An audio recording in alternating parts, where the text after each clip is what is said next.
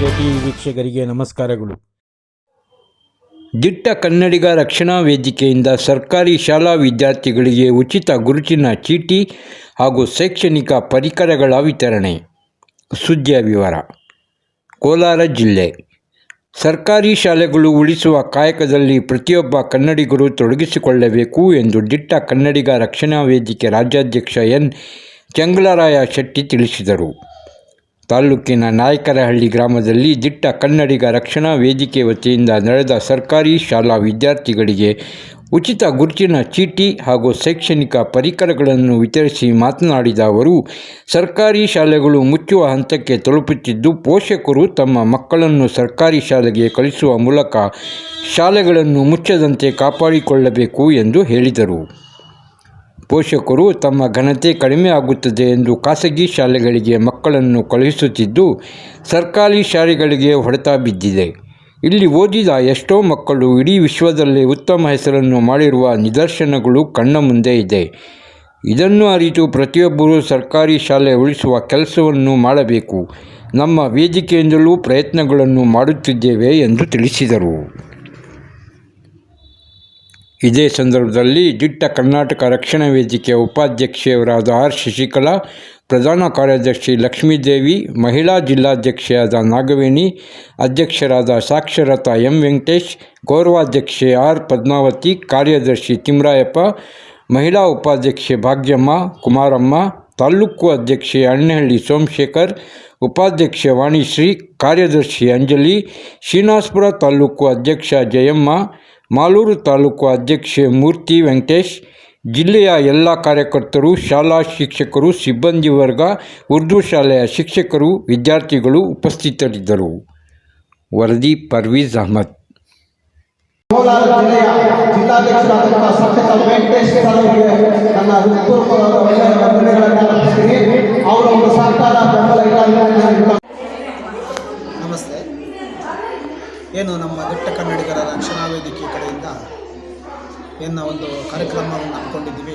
ಸರ್ಕಾರಿ ಶಾಲೆಗಳಿಗೆ ಒಂದು ಏನು ಮುಚ್ಚುವ ಮಟ್ಟದಲ್ಲಿ ಬಂದಿದ್ದಾವೆ.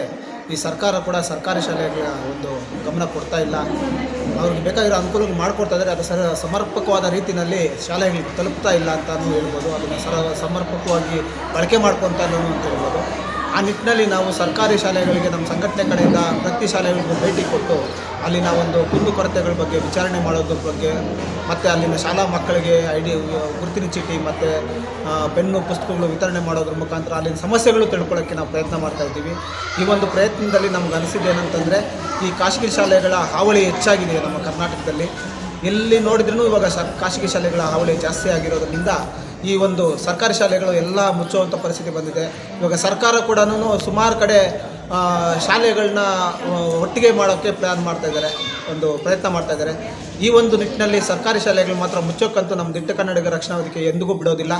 ಅದರ ಪರವಾಗಿ ದಿಟ್ಟವಾಗಿ ನಿರಂತರವಾಗಿ ನಾವು ಹೋರಾಟ ಮಾಡೋದಲ್ದಿರ ಜಯ ಕೂಡ ಪಡ್ತೀವಿ, ಜಯ ತಗೊತೀವಿ ಅಂತ ನಾನು ನಂಬ್ತಾ ಇದ್ದೀನಿ. ಆ ನಿಟ್ಟಿನಲ್ಲಿ ನಮ್ಮ ಎಲ್ಲ ಸಂಘಟನೆಯ ಪದಾಧಿಕಾರಿಗಳು ನನ್ನ ಜೊತೆ ಇರ್ತಾರೆ ಅಂತಲೂ ನಂಬ್ತಾ ಇದ್ದೀನಿ. ಯಾವುದೇ ಸಮಯದಲ್ಲಿ ಯಾವುದೇ ಕಾರಣದಲ್ಲಿ ಸರ್ಕಾರಿ ಶಾಲೆಗಳನ್ನ ಮುಚ್ಚಕ್ಕೆ ಬಿಡೋದಿಲ್ಲ. ಆ ನಿಟ್ಟಿನಲ್ಲಿ ನಾನು ಪ್ರಾಣ ತ್ಯಾಗ ಮಾಡಾದರೂ ನಾನು ಸರ್ಕಾರಿ ಶಾಲೆಗಳಿಗಾಗಿ ಒತ್ತು ಕೊಟ್ಟು ಅದ್ರ ನಿಂತ್ಕೊಂಡು ಪರವಾಗಿ ನಾನು ಹೋರಾಟ ಮಾಡ್ತೀನಿ. ಯಾವುದೇ ಸಮಸ್ಯೆಗಳು ಸರ್ಕಾರಿ ನಮಗೆ ಭೇಟಿ ನೀಡಿದಾಗ ಮಾತ್ರ ಸರ್ಕಾರಿ ಶಾಲೆಗಳಿಗೆ ಸಮಸ್ಯೆಗಳು ಗೊತ್ತಾಗುತ್ತೆ. ದಯವಿಟ್ಟು ನನ್ನ ಕಡೆಯಿಂದ ಒಂದು ಮನವಿ, ಯಾವುದೇ ಸರ್ಕಾರಿ ಶಾಲೆಯಲ್ಲಿ ಏನೇ ಒಂದು ಕುಂದುಕೊರತೆ ಇದ್ದರೆ, ಅಲ್ಲಿನ ಏನೇ ಒಂದು ತೊಂದರೆಗಳಿದ್ದರೆ, ಯಾವುದೇ ಶಿಕ್ಷಕರಾಗಿರ್ಬೋದು, ಅಲ್ಲಿ ಸಹ ಶಿಕ್ಷಕರಾಗಿರ್ಬೋದು, ಯಾರೇ ಆಗಲಿ ನನ್ನ ಗಮನಕ್ಕೆ ತನ್ನಿ. ನಾನು ಅದನ್ನು ಸಮರ್ಪಕವಾಗಿ ನಾನು ಗಮನಕ್ಕೆ ತಗೊಂಡು ಅವ್ರ ಪರವಾಗಿ ನಾನು ಹೋರಾಟ ಮಾಡ್ತೀನಿ. ಅವ್ರು ನ್ಯಾಯ ಕೊಡಿಸೋಕ್ಕೆ ಬದ್ಧವಾಗಿರ್ತೀನಿ ಅಂತ ಹೇಳ್ತಾ ನಾನು ಎರಡು ಮಾತನ್ನು ಮುಗಿಸ್ತೀನಿ. ಜೈ ಕರ್ನಾಟಕ ಮಾತು. ಇವತ್ತು ಯಾವ ಶಾಲೆಯಲ್ಲಿ, ಯಾವ ಹಳ್ಳಿ ಇವತ್ತು ಕಾರ್ಯಕ್ರಮದ ವಿಶೇಷ? ಕೋಲಾರ ಜಿಲ್ಲೆಯ ನಾಯಕರಲ್ಲಿ ಮತ್ತು ತೊಂಡಾಳ ಅನ್ನುವ ಊರಿನಲ್ಲಿ ನಾವು ಈ ಕಾರ್ಯಕ್ರಮನ ಸರ್ಕಾರಿ ಶಾಲೆಗಳ ಶಾಲಾ ಮಕ್ಕಳಿಗೆ ಉಚಿತವಾಗಿ ಗುರುತಿನ ಚೀಟಿ ಮತ್ತು ಪೆನ್ನು ಪುಸ್ತಕಗಳು ವಿತರಣೆ ಮಾಡುವ ಮುಖಾಂತರ ಅಲ್ಲಿನ ಶಾಲೆಗೆ ಬಂದು ಭೇಟಿ ನೀಡಿದ್ವಿ. ಇದು 6ನೇ ಕಾರ್ಯಕ್ರಮ ನಮ್ಮದು.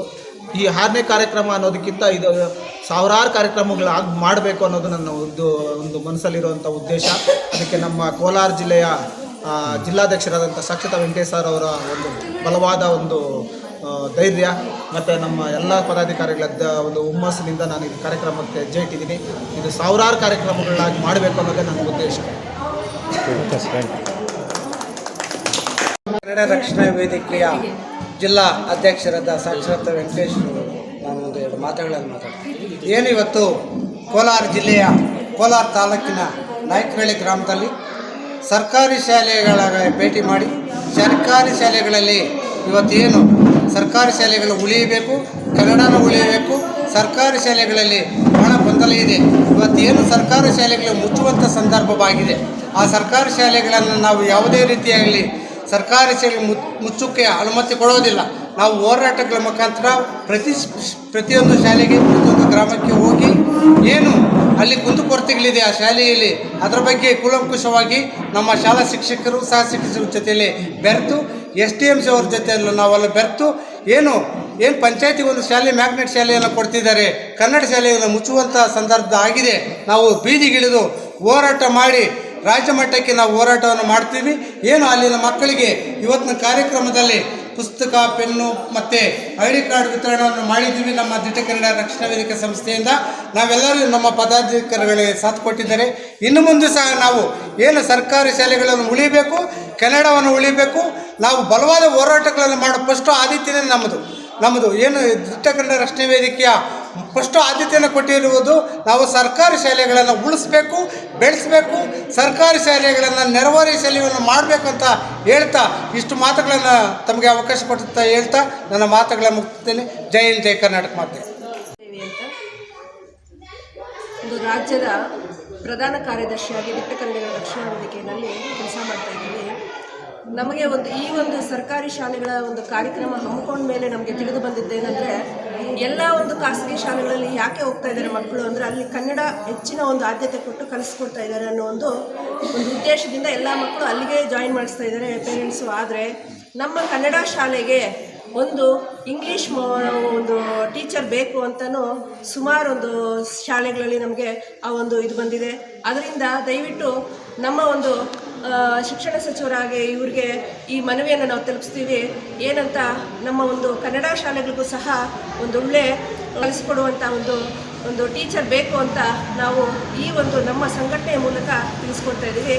ಈ ಒಂದು ಎರಡು ಮಾತನಾಡಲು ನನಗೆ ಅವಕಾಶ ಕೊಡೋದಕ್ಕೆ ಧನ್ಯವಾದಗಳು ಸರ್.